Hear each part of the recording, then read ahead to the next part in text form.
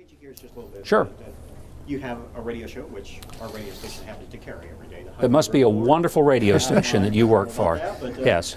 How do you enjoy doing that? What got you started in something like that? Well, it's been fun for me, and I don't know if you know, but it's kind of full circle, because my first job was in radio when I was 14, and I worked in radio and paid my way through high school, college, and grad school. That's really where I started, and was in broadcasting, so it's the full loop, and I'm loving it. It's been a terrific opportunity to get back into an endeavor that I started with. So my wife says, you know, I'm reliving my childhood, and in more ways than one, I guess I really, really am. You don't have to worry about the pay either. The pay is definitely better than the $1.40 that I used to make an hour at KXAR Radio when I started. That was my pay, and the manager really was totally unhappy that he had to pay me that. It was minimum wage at the time, and I think he thought that I was being grossly overpaid, and probably was. What about your own political future? Can you see yourself being a candidate again? I mean, the honest answer is I don't know. One of the reasons that I have created HuckPAC, and that's the entity that I've created to help guys like Tim, is because whether I ever run for anything again, I know that there are people like Tim who need the support of conservatives. And one of the things that we saw in our campaign was that it's not so much about how much money you have, it really is about the ideas that connect with people.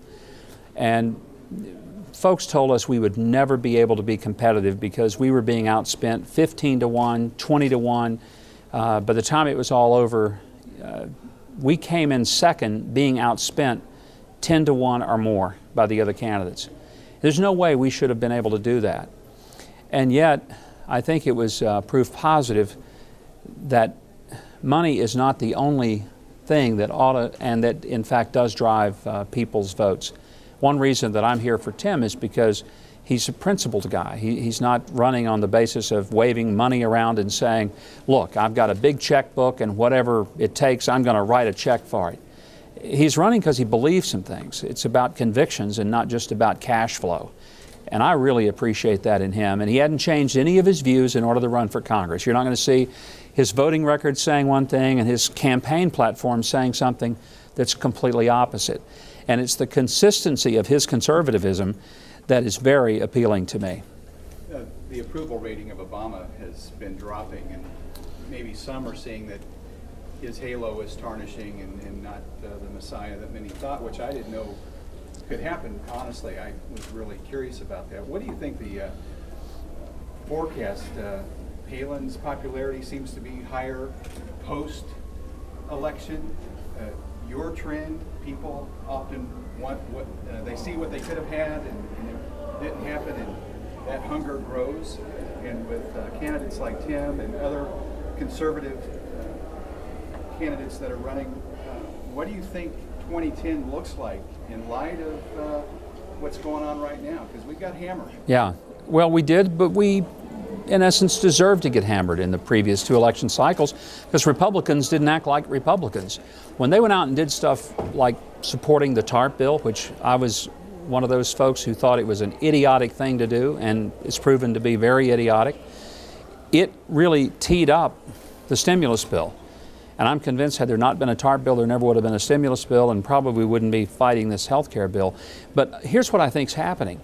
The American people are doing something that most of the members of Congress aren't doing. We're actually reading the legislation. It's pretty apparent they're not reading it. In fact, they admit that they don't read it. They get a bill at 3 o'clock in the morning with 12 to 1,400 pages. They vote on it at 9 o'clock in the morning. Not one of them has read it, not one of them. American people start reading it and we think, what are these guys doing? And that's why more than ever, someone like Tim getting to Congress, he's in the state legislature a long time, and as a state senator, he knows that the folks in his Senate district would never tolerate him coming back home. And when they ask him, why did you vote on that? He says, well, I don't know, because the leadership told me to. This is not the way he has operated, and that's why I say his record is more important than the rhetoric of any other candidate, because he's not just telling you what he might do, he's telling you what he has done and honestly giving you a chance to see that what he has said as a campaigner is consistent with what he has done as a state senator. I'm convinced that's why 2010 is going to be a good year for conservatives. I didn't say necessarily all Republicans. I think some Republicans are going to get sent home.